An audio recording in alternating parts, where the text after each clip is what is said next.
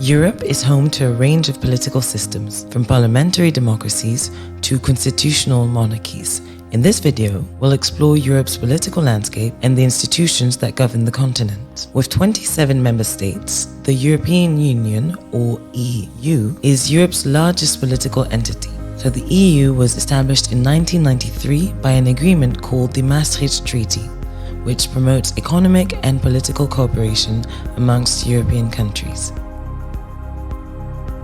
The EU comprises many institutions, but the most important are the European Commission, the European Parliament, the Council of the European Union, the European Court of Justice, the European Central Bank, and the European Court of Auditors. 3 of these institutions are based in Brussels, Belgium. The first is the European Commission. It is the EU's executive arm, in charge of helping to shape the EU's overall strategy. The European Commission proposes new EU laws and policies, monitors their implementation, and manages the EU's budget.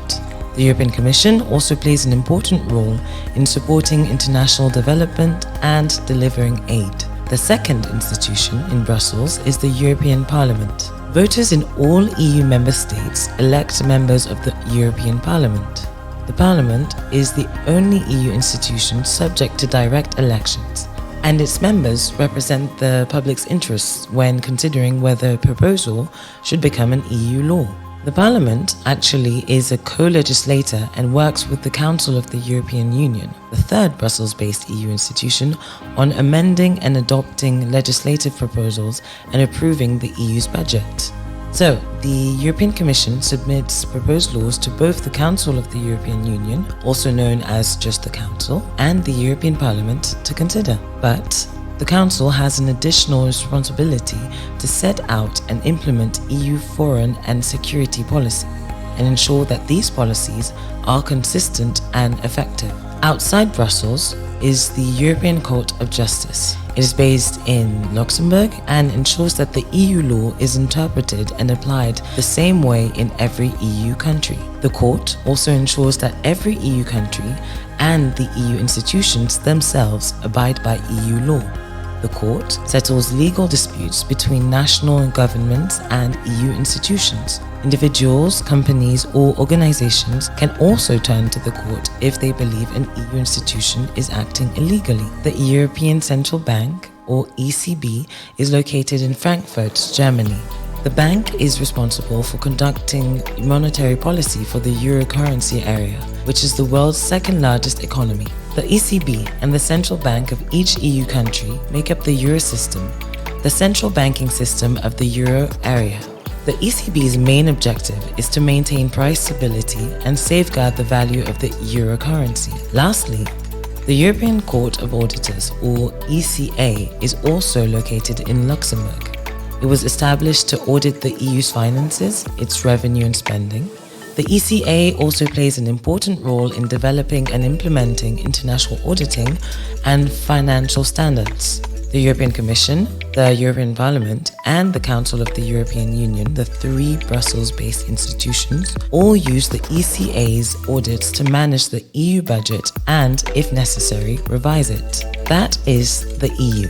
Now let's look at the political systems and institutions in individual European countries. Most have parliamentary democracies, in which citizens elect members of parliament. Those members then select the country's government. Some countries, such as the Netherlands, also have a constitutional monarchy, which means that a king or queen is the head of state, a country's top figure. But even here, the government selected by parliament runs the country. Other European countries, such as France, have a presidential form of government. In this system, citizens directly elect a president, who is head of the state and the head of government. Germany, in contrast, does not have a presidential form of government. Germany has a president, but he or she serves only as head of state. The chancellor heads the German government. Europe's political landscape is also shaped by regional and local governments, with many countries giving legislative and administrative powers to regional and municipal officials. Spain is a constitutional monarchy, but is divided into 17 communities, each with its own regional government and parliament.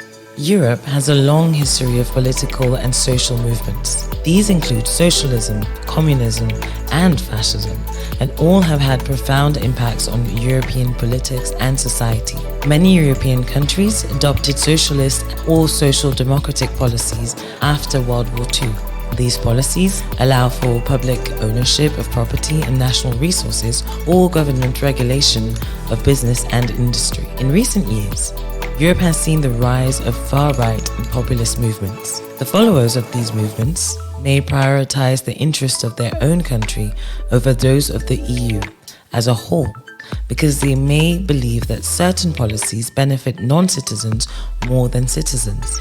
Concerns about too much immigration or economic inequality can be behind these beliefs. Europe's political landscape is complex and diverse. From the EU to parliamentary democracies to constitutional monarchies, Europe's political institutions, each in their own way, shape the continent's social and economic policies, and they will continue to do so to navigate the challenges of the 21st century.